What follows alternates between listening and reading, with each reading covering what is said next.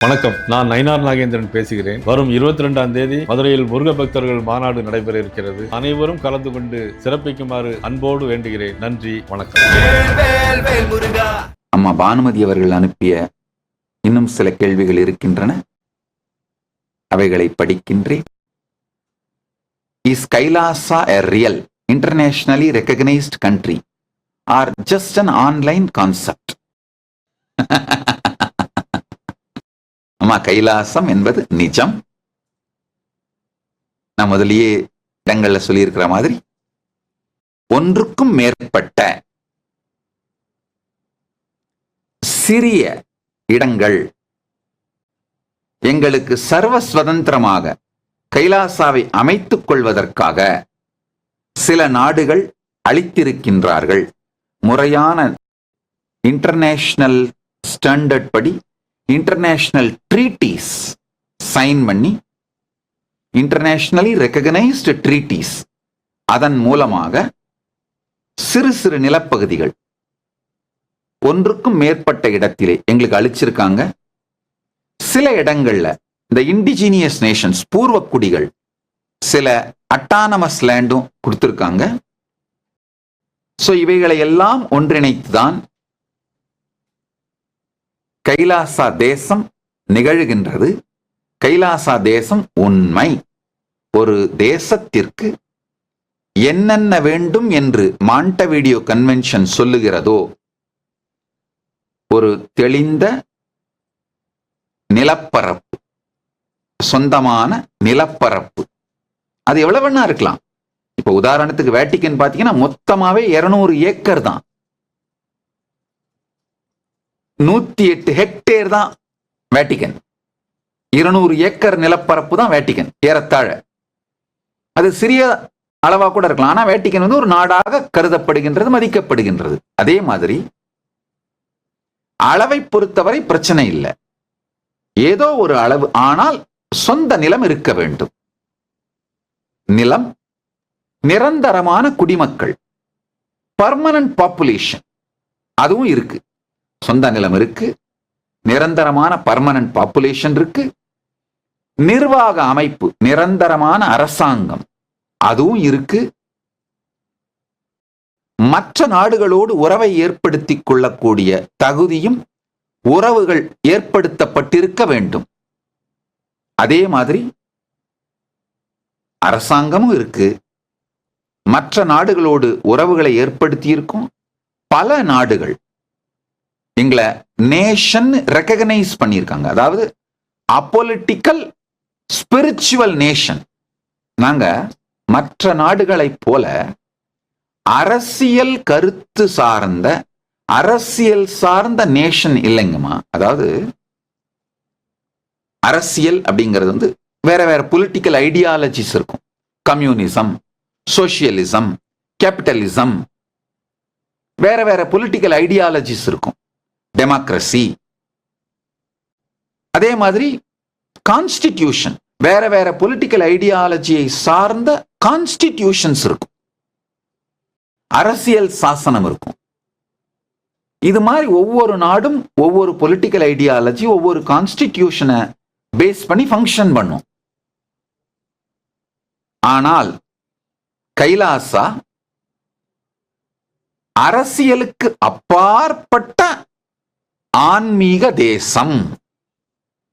ஆழ்ந்து புரிந்து கொள்ளுங்கள், நாங்க அரசியலுக்கு அப்பாற்பட்ட ஆன்மீக தேசம்.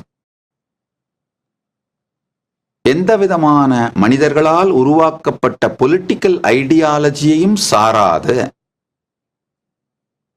சனாதன இந்து தர்மம், பரமசிவ பரம்பொருளே அருளிய சனாதன இந்து தர்மத்தின் வேத ஆகமங்களை கான்ஸ்டிடியூஷனா, அரசியல் சாசனமாக கொண்டு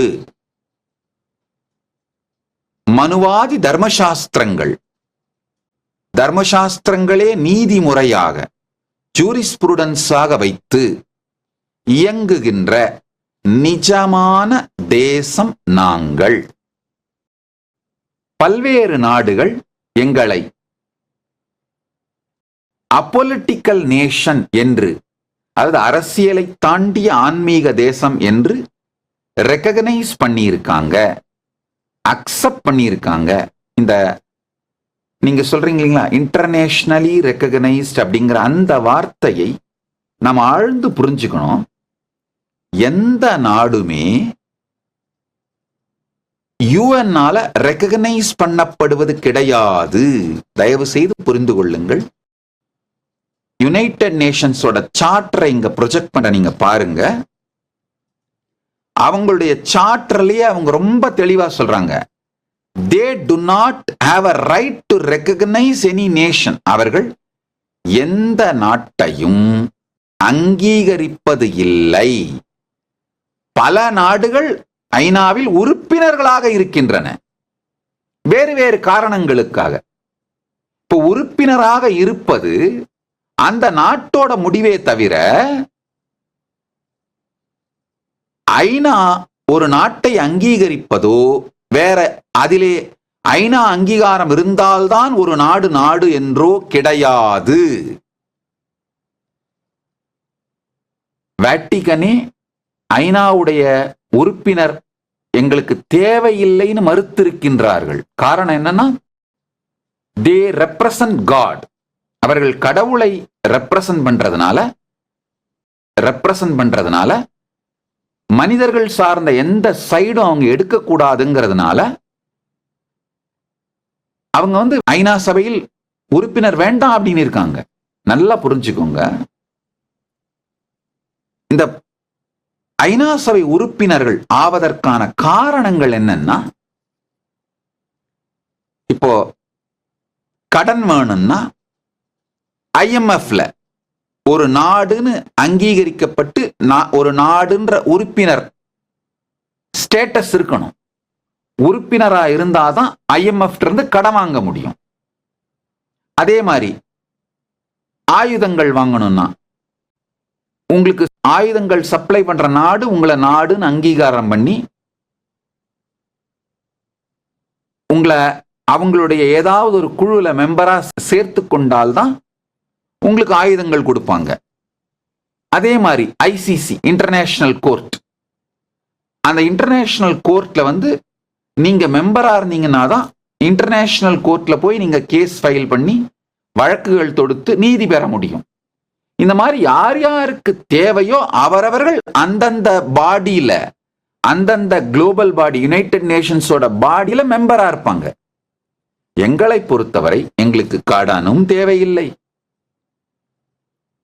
ஆயுதங்களும் தேவையில்லை, வேற எந்த உதவிகளும் வேறு எந்த விஷயமும் எங்களுக்கு வெளியிலிருந்து யாரிடமும் தேவையில்லை.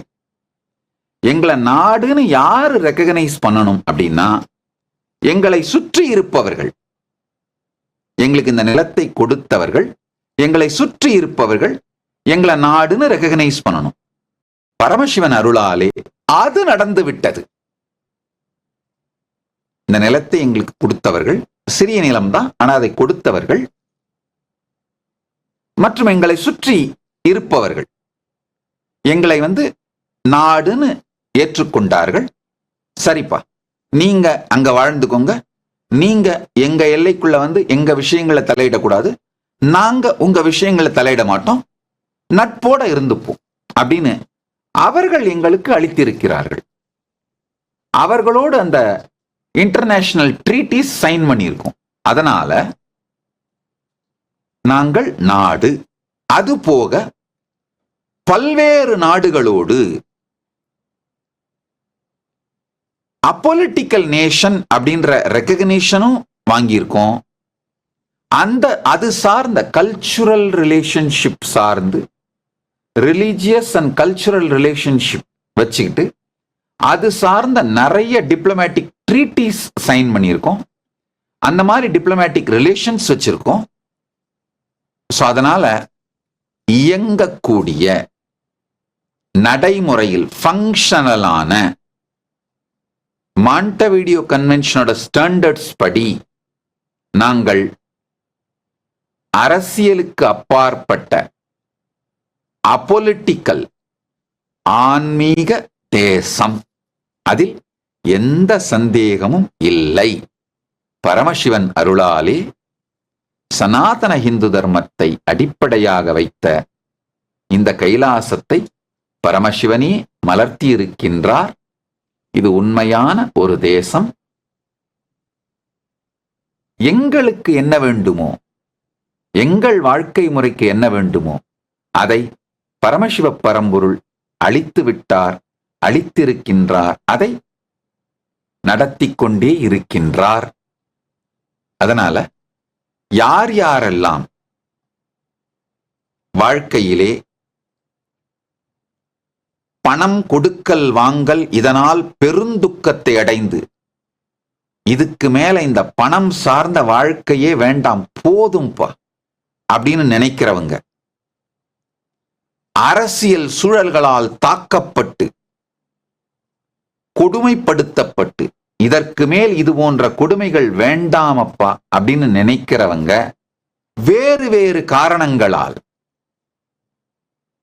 வாழ்க்கையின் கொடுமைகளை பார்த்து இதற்கு மேல் அமைதியும் ஆனந்தமும் ஆன்மீக தேடுதலும் ஜீவன் முக்தியை நோக்கிய வாழ்க்கையும் மோட்சத்தை நோக்கிய வாழ்க்கையும் பரமசிவ ஞானம், பரமசிவ விஞ்ஞானம், பரமசிவ பக்தி போன்றவைகளை சார்ந்த வாழ்க்கையும் பரமாத்வைத தேடுதல் இருப்பவர்களும்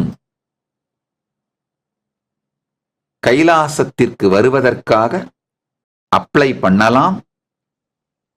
இந்த 30 நாட்கள் பரமசிவ சேனா என்கின்ற இலவச நிகழ்ச்சி பல நாடுகளிலும் நிகழ்கின்றது.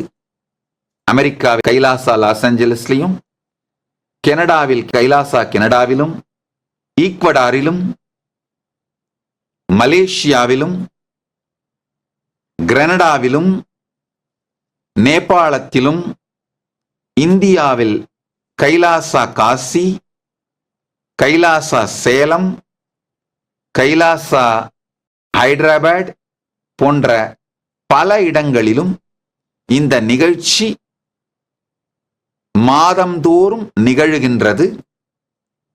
யார் வேண்டுமானாலும், இது உணவு தங்குமிடம் நிகழ்ச்சி முழுவதும் இலவசம் என்பதனால் அதில் கலந்து கொண்டு கைலாசாவை பற்றி முழுமையாக தெரிந்து கொண்டு இன்ஃபார்ம்டு டெசிஷன் எடுத்து கைலாசாவில் வந்து லைஃப்ல செட்டில் ஆகணும்னு நினைக்கிறவங்க, கைலாசாவில் வந்து இருக்கணும்னு நினைக்கிறவங்க, உங்கள் அனைவருக்கும் கைலாசா எப்போதும் திறந்திருக்கின்றது. இது வேலியோ சுற்றுச்சுவரோ கதவுகளோ இல்லாத தேசம். பரமசிவ பரம்பொருள் மொத்த மனித இனத்திற்கும் அளித்த மிகப்பெரிய ஆன்மீக நன்கொடை இந்த கைலாசா தேசம். பரமசிவ பரம்பொருள் உலகம் முழுவதிலும் இருக்கும் மனிதர்களுக்காக பரமாத்வைதத்தை, அமைதியான ஆனந்தமான நிம்மதியான வாழ்க்கையை வாழ நினைக்கின்ற மக்களுக்காக ஜாதி மத இன பேதங்களுக்கு அப்பாற்பட்டு அரசியல் கருத்துக்களுக்கு சண்டை சச்சரவுகளுக்கு அப்பாற்பட்டு நிம்மதியாக வாழ நினைக்கின்ற மக்களுக்காக உருவாக்கி இருக்கின்ற பரமசிவ பரம்பொருள் உருவாக்கி இருக்கின்ற ஆன்மீக தேசம் இந்த கைலாசா. அதனால் யாருக்கெல்லாம் மனிதர்கள் உருவாக்கிய இந்த மாயைகளின் மீது சலிப்பு ஏற்பட்டு விட்டதோ, இந்த மாயைகளிலே சழக்குற்று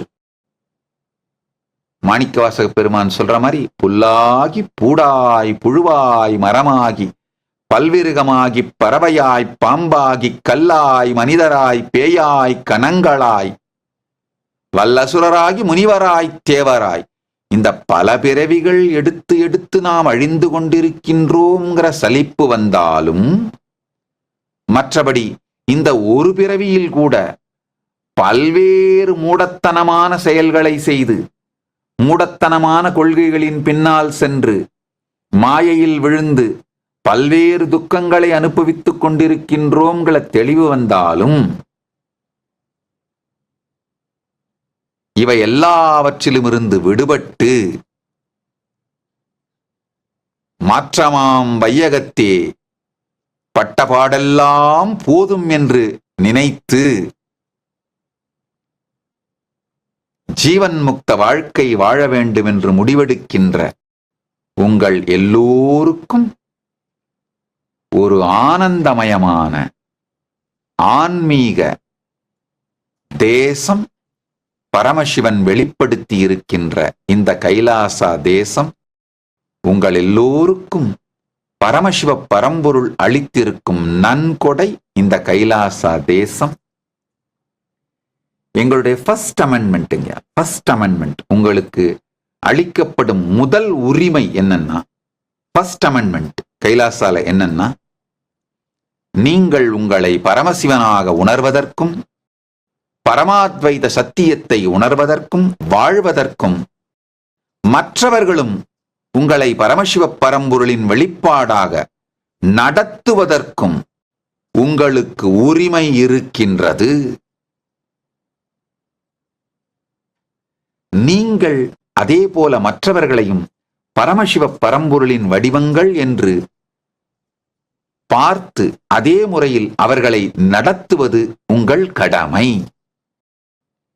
இதை அடிப்படையாக வைத்துத்தான் this is a fundamental right, the first amendment Kailasa gives you. இதை அடிப்படையாக வைத்துத்தான் பரமசிவ பரம்பொருள் இந்த மொத்த கைலாசத்தையும் மலரச் செய்திருக்கின்றார்.